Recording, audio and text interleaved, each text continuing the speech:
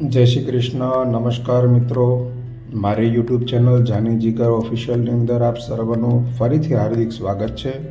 આના પહેલાં તમે આફ્રિકાના વ્લોગ જોયા હતા, હવે તમે દુબઈના વ્લોગ જોશો. કારણ કે ભારતનું સુંદર વાતાવરણ, વરસાદનું વાતાવરણ છોડીને આપણે જઈએ છીએ 45થી 50 ડિગ્રી તાપમાનની અંદર દુબઈ. તો મુંબઈથી દુબઈ જવા માટે નીકળી ગયા છીએ. તો સૌથી પહેલાં એરપોર્ટ ઉપર ઘરેથી બનાવેલા થેપલા ખાધા, સુંદર કંપની કબૂતરની સાથે. તો બોર્ડિંગ પાસ લઈ લીધો છે.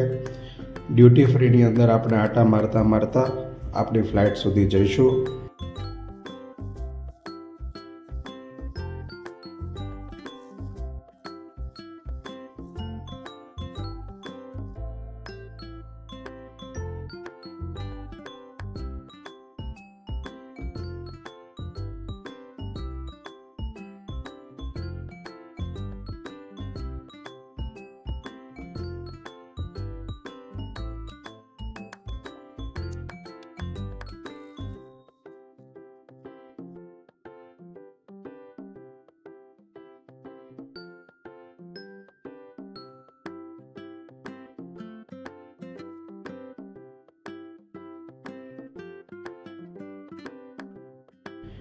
તો મિત્રો 3 કલાકની જર્ની બાદ આપણે પહોંચી ગયા છીએ આબુધાબી એરપોર્ટ પર.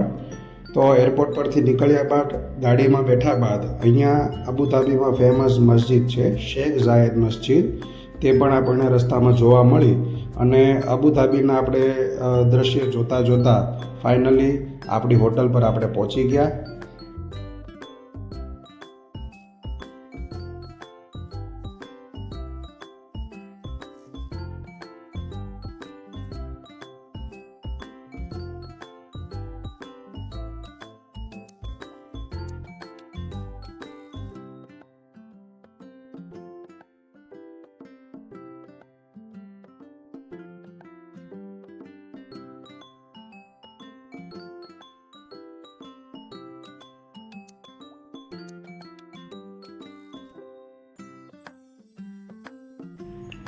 આટલી જર્ની કર્યા બાદ આપણને ખૂબ ભૂખ લાગી હતી, તો આપણે સીધા જ પહોંચી ગયા છીએ હોટલના રેસ્ટોરન્ટ એરિયામાં.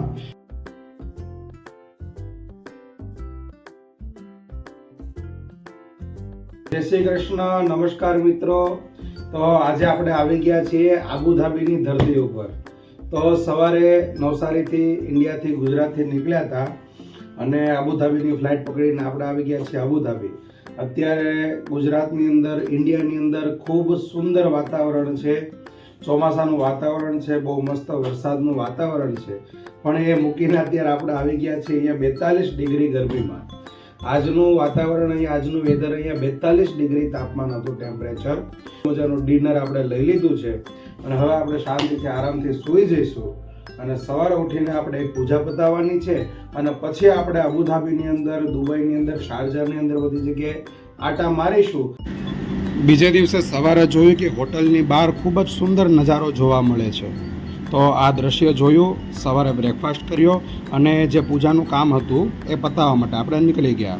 તો મિત્રો જોડાયેલા રહેજો અમારી સાથે, દુબઈની અપડેટ હું આપતો રહીશ. જય શ્રી કૃષ્ણ.